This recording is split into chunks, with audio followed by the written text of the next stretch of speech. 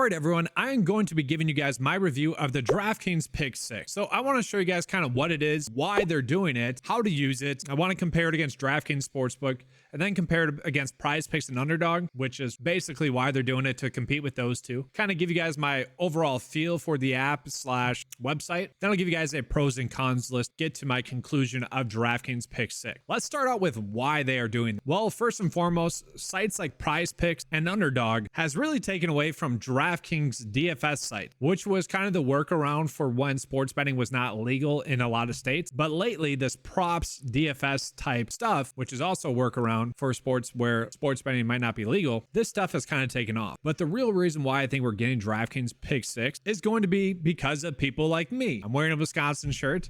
Okay, you can see DraftKings Pick6 is going to be available here. Awesome, right? Well, the actual DraftKings Sportsbook is not available in Wisconsin. And so I'll pull up both maps here for you. On the left, we have the DraftKings Sportsbook areas where DraftKings Sportsbook is legal. And then on the right, we have where DraftKings Pick6 is legal. Basically, they should be essentially the same game. And I'll touch on where it's different in a second. But the real reason why they're coming out with this is so that people like me who have to drive 15 minutes to the border to place bets no longer need to do that specifically for player prop. And it's going to be a way of competing with a company like, let's say, PrizePicks, who is available in 31 states, and a company like Underdog, who is also available in a lot of states. They are trying to capture some of this market, which is actually kind of funny because they have had some lawsuits against Underdog and PrizePicks, pretty much saying that it should be illegal, which now they're doing it. Kind of just funny in that regard. So now you guys understand why. Let's break down more of what it is. So this is going to be a specific player prop betting platform where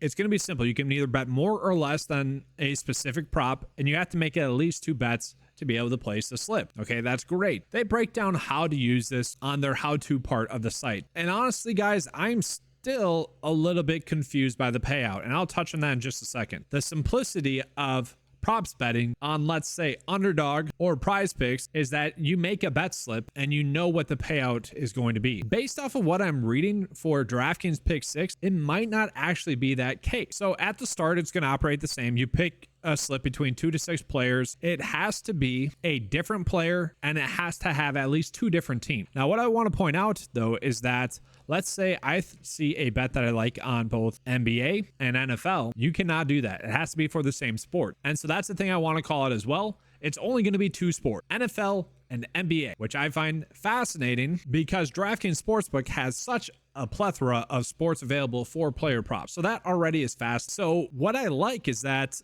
about props betting is that it's a set payout. You know, that's awesome. So like this, place $1. What I don't like is the estimated pricing. Okay, so we kind of read more about that. I don't know if this is because they're saying it's in beta testing, but they keep saying you're going to be playing against other participants. This is a contest that you are entering. And I don't know what that means. So make enough correct picks and win a share of contest guaranteed prize. Any prizes won will be credited to your account. That's awesome. But what the freak are these contests? I'm looking around, guys. I don't see a contest that I am entering. I do not. And so I don't know if this is like a daily thing because this is in beta. Like you're simply just playing against everyone else that's placing a bet on this platform. And so let's just kind of read this. This is what I don't like. Estimated pricing is the approximation based off of a calculated expected outcome and the average percent of entries from the contest of the same type that finish in prize position. So what happens if 50% of the field does not finish in a prize position, right? Which that's not even correct given the math that we have. It'd be, I guess, what happens if the top 33% or so, which is basically what the 2 slip percent is, what happens if, let's say, 50% of the field actually hits their bets?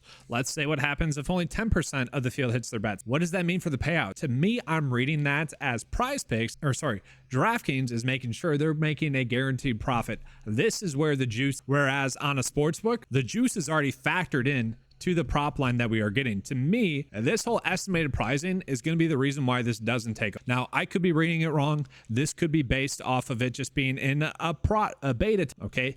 That could be why. But to me, as long as you are hitting your bet, you're going to get paid out, which I think is good. So all in all, if you, let's say, place this 2 slip bet and it hits, you would get this $1 payout. And I will say kudos to DraftKings Pick6 for doing the $1 as the limit. PrizePicks, for instance, does not do that. Underdog does not do that. They make people place a $5 bet or more. The $5 is the minimum there. And so I would say for the average user, that's a plus. Now, I want to get into some more of how to use it, and that's very twofold because there's just plain and simple, this is how to play on the site. And then there's how to play on the site to be successful in the long term. So I'll show you guys both of them.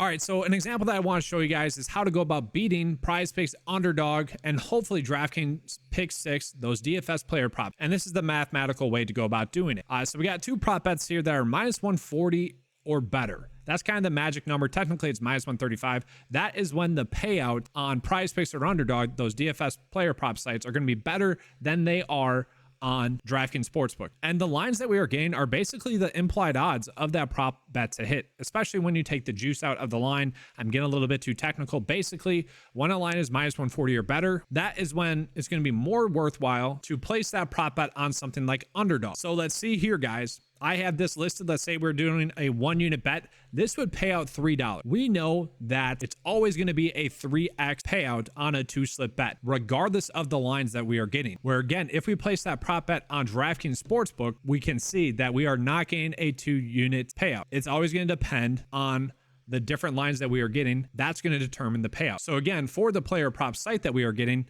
let's say we want to do Scotty Barnes over 9 rebounds, the payout is not going to change based off of the implied likelihood of the prop bet to hit. Basically, minus 140 lines are going to be about a 54% likelihood or better to hit. You are gaining a long-term edge on PrizePicks, on Underdog, and then again, hopefully on DraftKings Pick6. So here's just another quick example here for you guys. So we did Daniel Gafford under 9.5 rebounds and assists. That's at minus 110. And then LeBron James under 15.5 rebounds and assists. That is at minus 115 because it's basically like a 50-50 likelihood for those lines to hit or not. The payout's going to be much better there. And so let's say you're going to make this prop bet on Underdog. It's not that worthwhile because again, the likelihood for these prop bets to hit are implied to be about 50% likelihood to hit. Then mathematically, it's not worthwhile in the long term for that prop bet to hit. So essentially, that's what we are going to want to do on DraftKings Pick6. Now, the only issue that we're going to have with that strategy is that the lines that we get on DraftKings Pick6, they are not going to change throughout. Once the lines are released, they are staying the same. And to me, that is a big pro, and I'll touch on that at the end of the video. But we are better able to game the game, if you will. Okay, we are playing against our peer. And that is something that earlier on the video, I was kind of confused about. I now get how it works, but I do still think attacking good EV bets should be the profitable pro. That should be the way to go. Like in regular DFS, NBA DFS, NFL DFS, you typically want to target the highest scoring games. Like everyone knows that, but all in all, still the way that you should go about attacking it. You might need to mix in one leverage play, and you might need to do that with this. But for now, until I think the public catches up to the strategy, we still want to be betting on those good EV bets. And guys, that EV bets are the strategy that I was just referring to when attacking PrizePicks and Underdog. And so because the board is going to be the same throughout the day, we are going to get some massive edges on some of the prop bets throughout the day as the lines adjust. I want to show you two massive EV bets that we currently have. So Jason Meyer is projected to get less than 6.5 kicking. To me, that makes sense in this game. It's a little bit of a game in which they're probably going to be playing from behind, won't be able to kick that much. So less than makes sense. Now, where am I getting that data from? One, it's my 9-to-5 cheat sheet, but also you can look on DraftKings Sportsbook. Now, this line has adjusted to 5.5 and they're now favoring the over. Okay.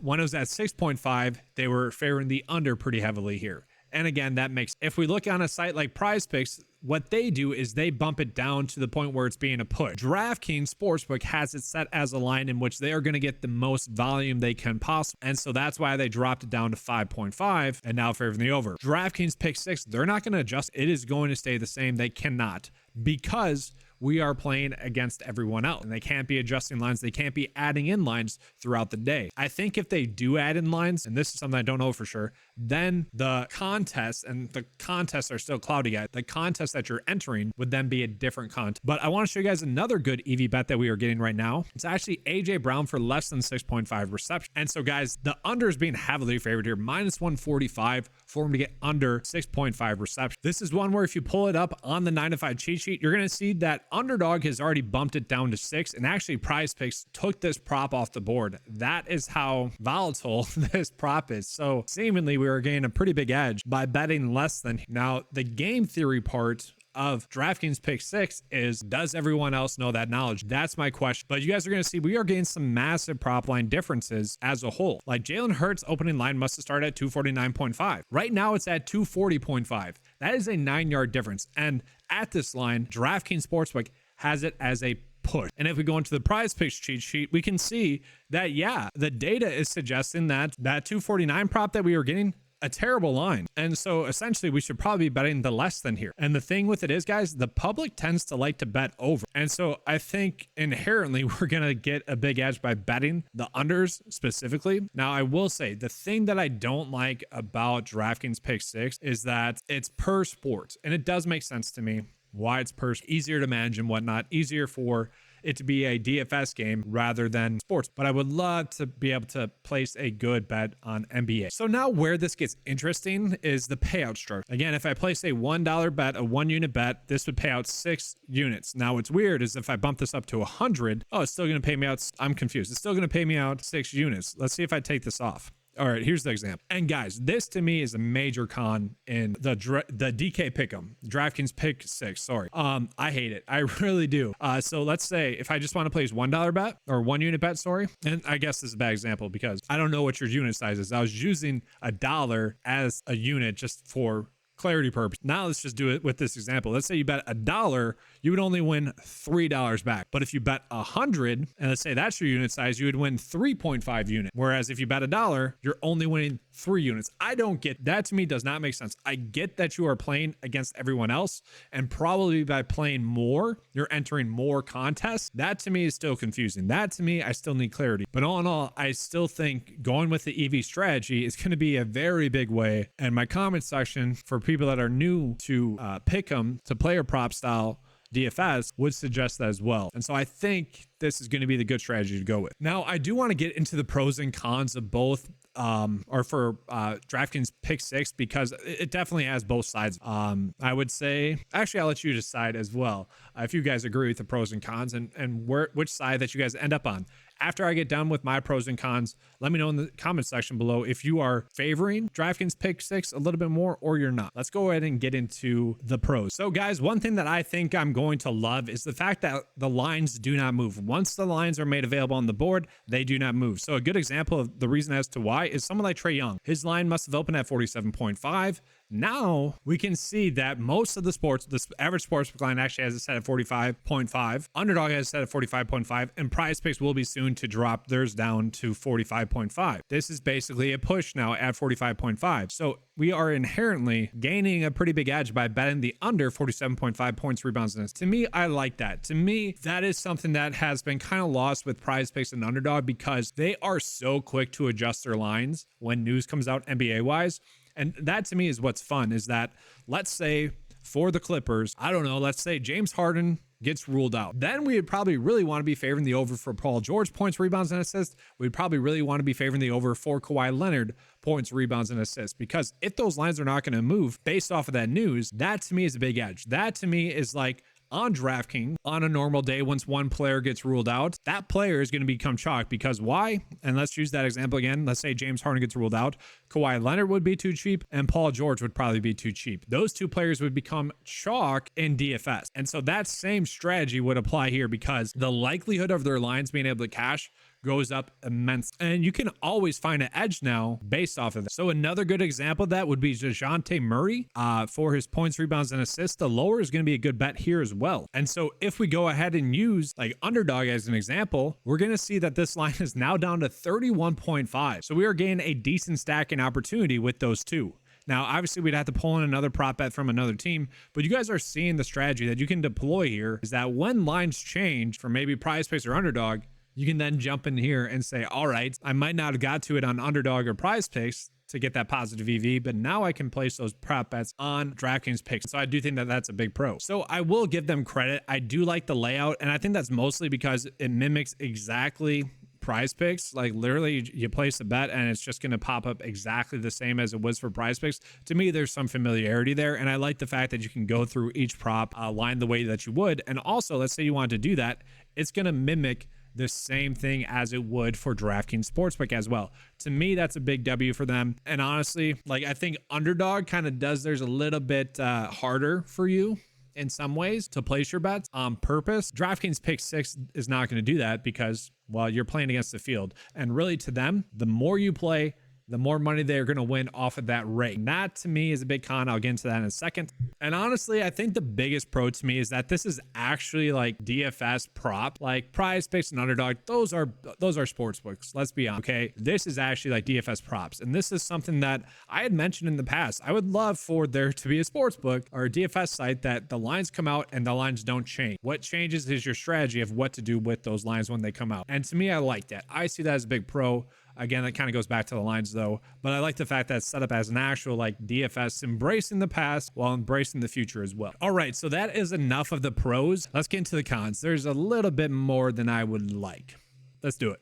So to me, one of the biggest cons of this whole thing is honestly the lack of clarity. I hate that we don't know what we are trying to bet to win. Like, I get that we have an estimated price, and I'll see how that plays out throughout the next month, maybe throughout the year and whatnot. And guys, that's the tough part about being a content creator and whatnot. Giving you guys this advice is that I'm kind of the lamb when it comes to this kind of stuff. I got to figure it out, and then you guys will just be able to apply that information without really risking too much. I'll see how that goes. But to me, I see that as a major con. And really, it's just the whole lack of clarity of how to play on this site, right? Like my assumption coming in that it was just going to be a competitor to PrizePicks and Underdog, not its kind of own little thing. And honestly, that could be a con in itself, is that it's not similar enough to PrizePicks and Underdog to the point where we're really going to want to go in on it, to the point where it's going to pick up a lot of public love. And the next one for me is actually going to be the fact that we have to play against each other. One of my favorite parts about like covering this is props is that we're playing against the house. We're playing against PrizePicks. We're playing against Underdog.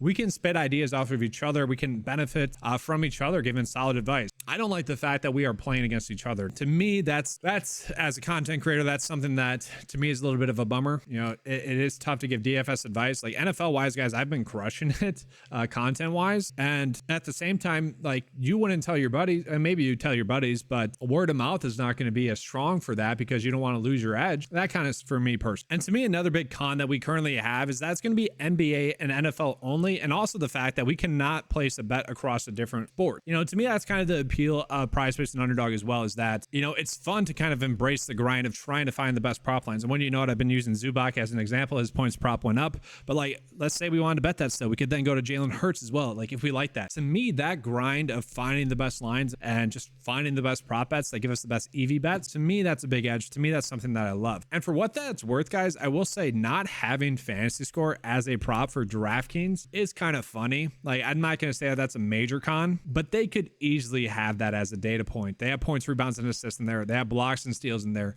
They could easily have fantasy score as a line in there. And I think that would just be another element in there that would really embrace their game a little bit more. And now, guys, this next one you might not agree with, but to me, the thing that makes PrizePicks so much fun is kind of the community that really PrizePicks has been able to develop for the whole space that has now extended into Underdog and really other sports as well. They do a lot of good advertising in the space. And to me, the community for like PrizePicks has been awesome.